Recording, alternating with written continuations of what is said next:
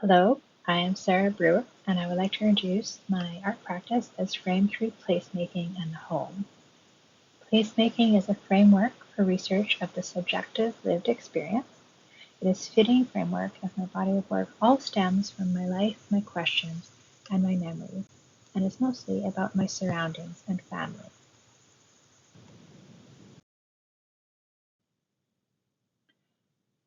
What is place? Place is a geographic location with natural and man-made elements that we shape and are shaped by both individually and as a community. It is physical and imagined. We sense the physical and create emotional connections. Place is the story we create and becomes an anchor for memory. The world we are born into has history and systems. A person further shapes it through choices and actions. Materials used often become symbolic. The place becomes a repository for memory and meaning. In Art History of the Domestic Interior, we workshopped this definition of place. A space becomes a place through intention, design, and use, which infuses it with meaning, memories, and connections, viewed through a subjective, personal, or cultural or lens. I've included quotes and phrases from scholars throughout the slideshow. Rather than reading each out, I will paraphrase and relate them to my artworks. Home is a special place. A dwelling, lodging, residence, or house are structures for shelter. A hotel provides the same function. So what makes a home different? The answer is complex and subjective. Most literature proposes that home has a personal, emotional quality. I put forward this attempt at defining home. Home is a private place of vulnerability, personal expression, authentic self, in space that we share with those closest to us, shaped through use, choices, and circumstances.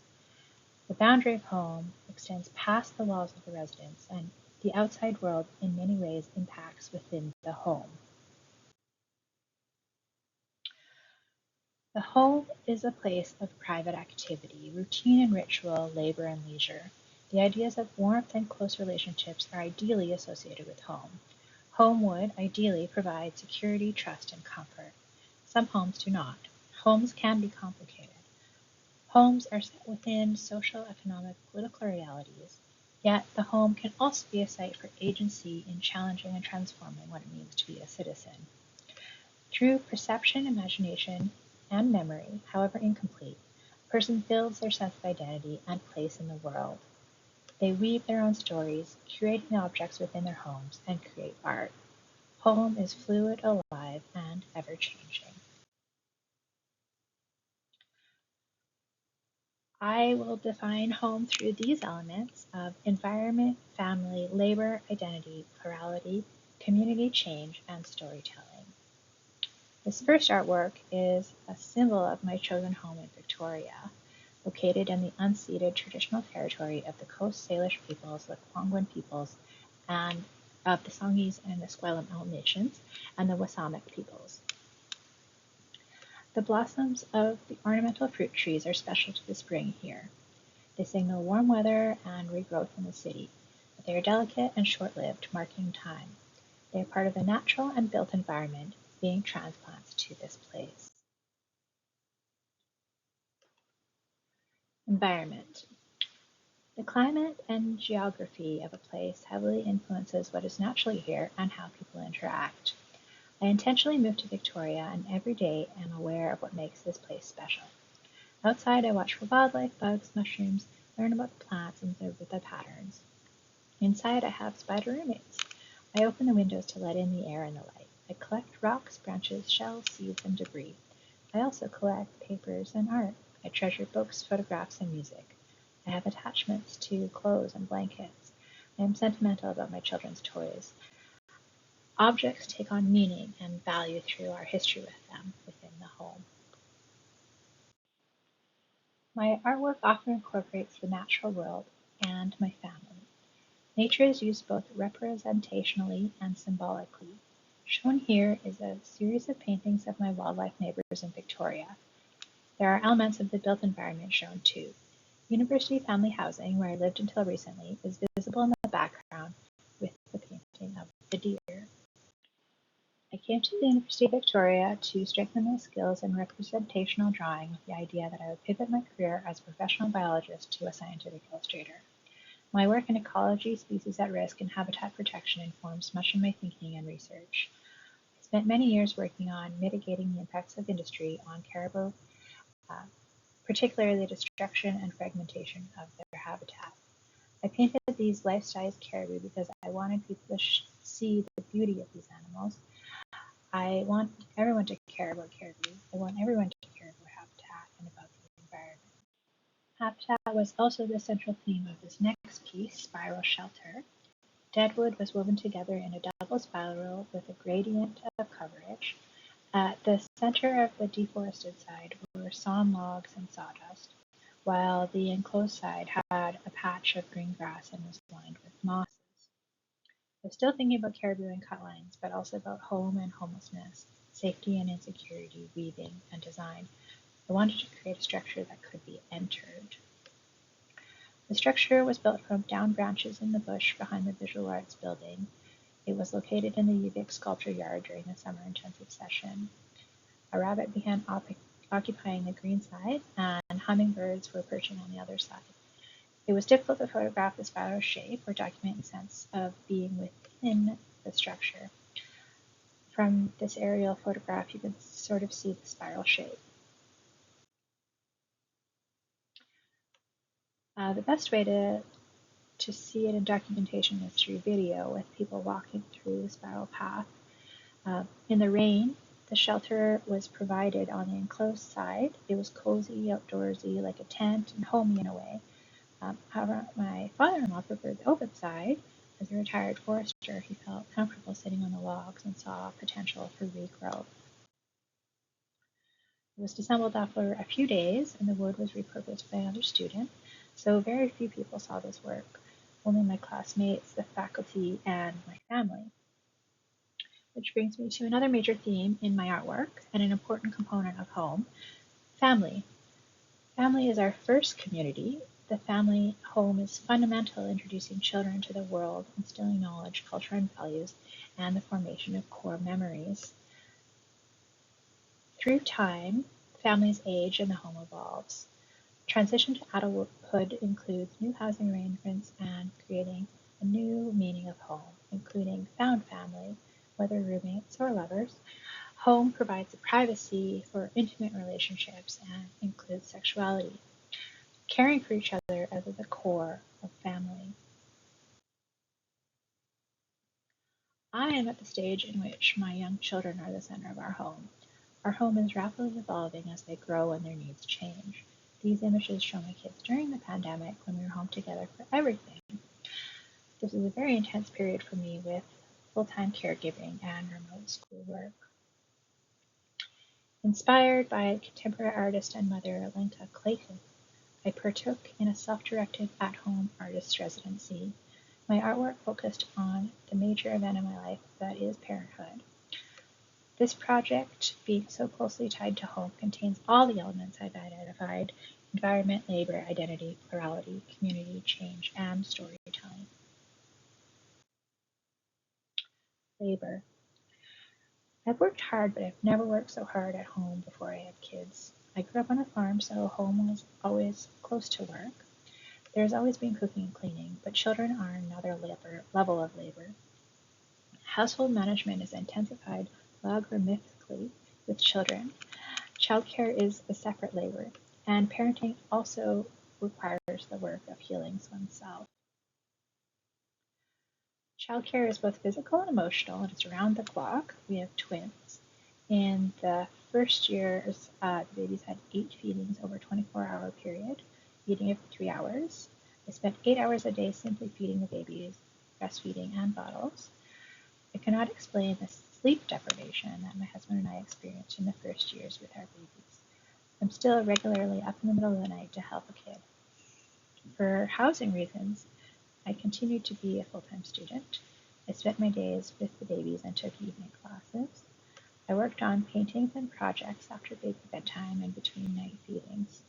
Sometimes I would bring the babies to school, put them in pen in the painting studio or in the stroller to the library. Babies and home were integrated and in dialogue, as you can see in these images. On the right, they are being recorded for a sound project as well. The image on the left is called Meditation on Feeding. It's made from the lids of fruit puree. The image on the right is a stop-motion animation still in which a mother orange gives birth to two baby oranges. COVID-19 came to Victoria in March 2020 when my babies were 15 months old. During the pandemic, we were isolated from friends, family, community programs and supports for a year, and the programs were slow to return afterwards. When we did secure spots in a daycare, the children were sick and infecting us too for a solid 8 months. I did remote school until summer 2022. The emotional labor in our home included nurturing the children and coping with the anxieties of uncertainty, fear of a life-threatening illness, sadness of lost moments, and the grief in our student housing complex with neighbors whose relatives around the world were dying to the virus. Identity. My home, the place I live with my family, in my community, along with my memories, informs my identity. How I perceive the world and myself is represented in my artwork. Before the pandemic, I was working on a series of self and family portraits. My changing body and my new identity as a mother were being painted in bright colors that belied vulnerability. I'm not always very good at taking care of myself, but I have done a lot of effort to try and cope and hopefully grow. Only one of the series of these 6 paintings is completed because the pandemic cut short this project and the school semester. The paintings were locked up in the studio for 5 months and have ever since been stowed behind furniture in my home. However, this one was finished the semester preceding. It's a snapshot of a moment of rest. The theme is utopia. It's an oil painting, 5 feet by 4 feet, using pointillist application in primary colors. It was displayed in an exhibition I curated titled In Relation, held in the UVics Audain Gallery. And another family self-portrait, this time as birds. We are red-winged blackbirds, which represents our prairie origins. Parents are engaged in the feeding of babies. And here it is hanging in our living room. I make art about us, and it is an agent of our identity formation. Art, home, and family are intertwined. Plurality. My partner and children are the core of my life. I'm happy to have them. In our home, we laugh a lot, we dance, we read, we teach, we learn, and we struggle. Lack of sleep, as parents to young children, has made basic tasks difficult. Learning the needs of children and their individual variations between them is a steep learning curve as they continuously grow and change. Teaching emotional regulation while discovering it for myself has been difficult. I'm realizing much about myself, my children, and my past now from the perspective of a parent. New words are available in the public discourse that allows me to better understand systemic and personal phenomenon. Many stories exist simultaneously, and I have only pieces. A visual representation of plurality for me is the Himalayan blackberry. When I first visited the island, I viewed this plant simply as a fruit bush like the raspberries. However, as a resident, I now know of its aggressive expansion and have looked into its problematic introduction to the Pacific Northwest. Blackberry is part of my home physically, as you can see these branches encroaching on our patio, also represent plurality for me. Using invasive species as art materials explores sustainability of art, transformation, assignment of value, opportunity from a problem, and multiplicity. I created 20 distinct artworks from traditional drawing and photography and sculpture to more conceptual and ephemeral works. Some pieces dealt with my memories of vulnerability, trauma, and childhood. One of the 20 works is Bramble Dome. I cut living blackberry cane from the bushes behind the Visual Arts Building to weave together a dome, the round opening that a person could enter. English ivy, another invasive introduced species, was used to tie some joints. It is held together mostly by tension. Originally it was fully enclosed with leaves, but they have since dried and only the cane remains. All invasives were removed from the whole area, and these pictures show the dome as it ages. It's still standing at the back doors of the Visual Arts Building. The invasive ivy has regrown, and I'm interested to see if it will climb the structure before it falls down. For me, this piece has meanings attached to the plurality of homes where the shelter may have metaphorical thorns. It also explores settler colonial anxieties about belonging.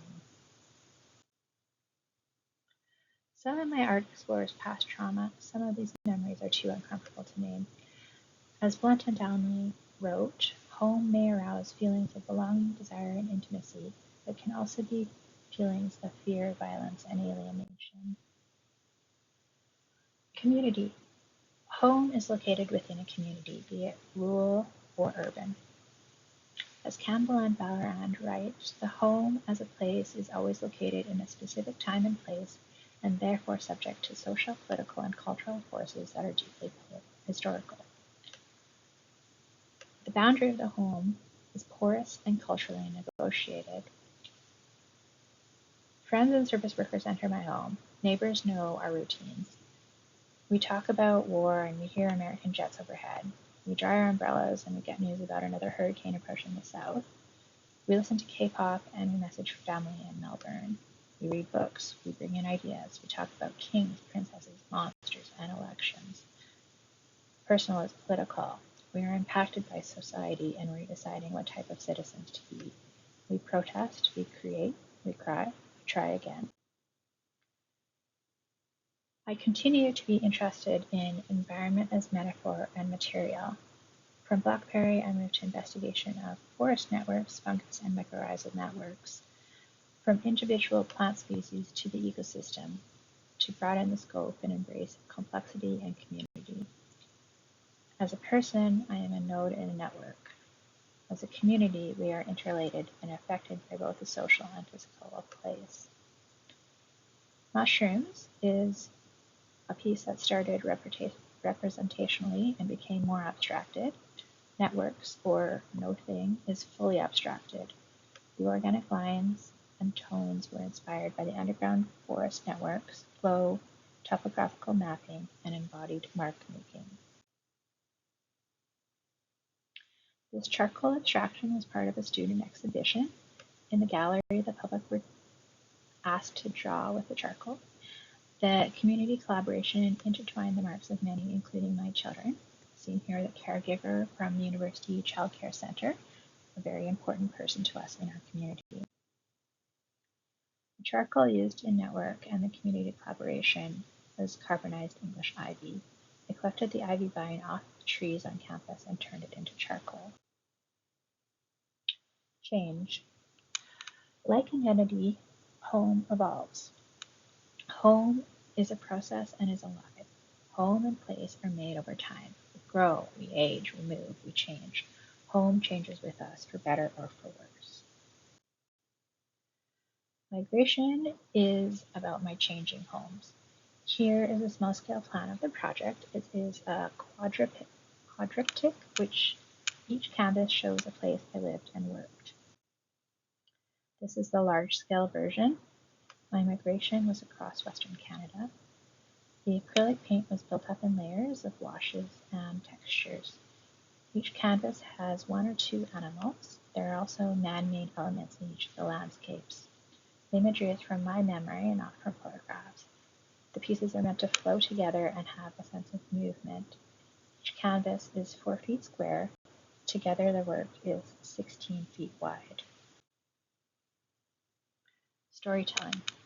Through my art, I am telling my story of home and of caring for my place and my people. Home and art come into being together and are constantly influencing each other.